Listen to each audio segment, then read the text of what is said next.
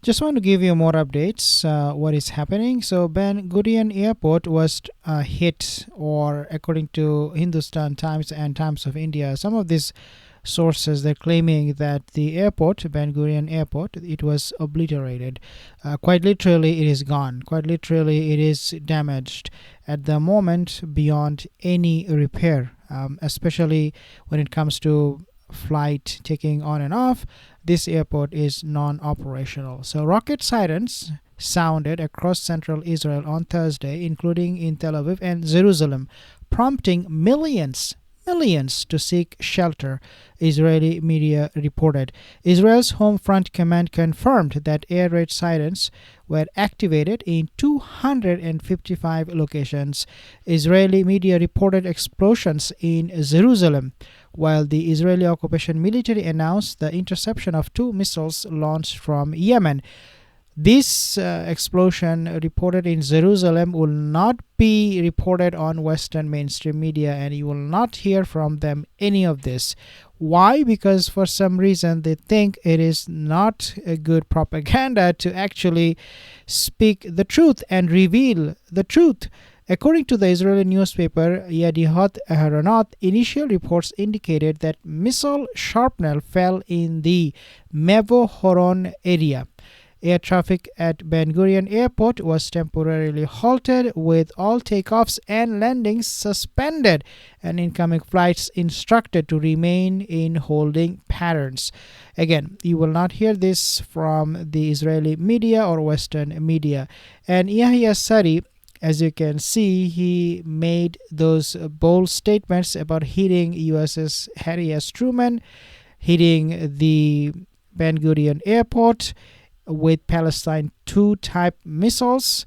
They are now using, according to Yahya Sari, both ballistic and hypersonic missiles. In other words, can you imagine Houthis? They are fighting with the superpower of our time, United States, at the same time fighting with Israel.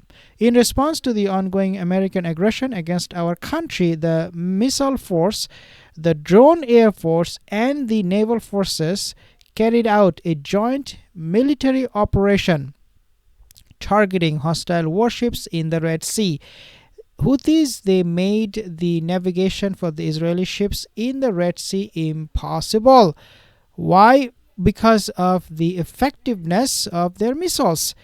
They are navigating the Israeli ships, not warships, but the ships, the vessels, commercial ships, with utmost precaution. And he said, quote, a joint military operation targeting hostile warships in the Red Sea, primarily the American aircraft carrier Truman, using several ballistic and cruise missiles as well as drones. A Palestine 2 type hypersonic missile also struck a military target in southern occupied area. Now, again, these are all coming updates in the last hours or so. And we can definitely confirm that this situation is very much ongoing and becoming escalatory to the highest level as a result of the defensive operations code and confrontations over the past days. The enemy's attempts to advance its warships toward the southern Red Sea were thwarted, and all its attempts to expand its aggression against our country through airstrikes and bombardments from the Red Sea were foiled.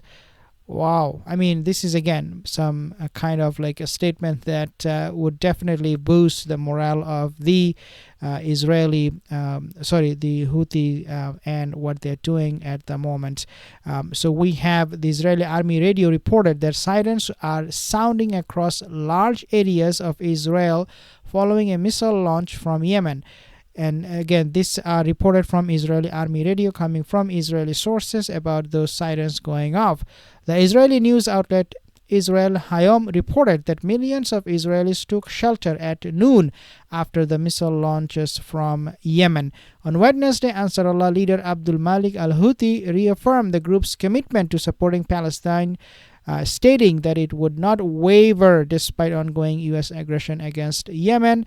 And Yahya Sari, at the same time, making those statements, those claims of being successful in terms of hitting those objects that they have intended all along the way, i.e., Ben Gurion Airport, Harry S. Truman. So these people, the Houthis, they are taking on the superpower of the time with all the advanced technologies, and looks like so far, according to what we understand from their statement, they're doing pretty good. Thank you so much for joining. See you in the next video. Subscribe.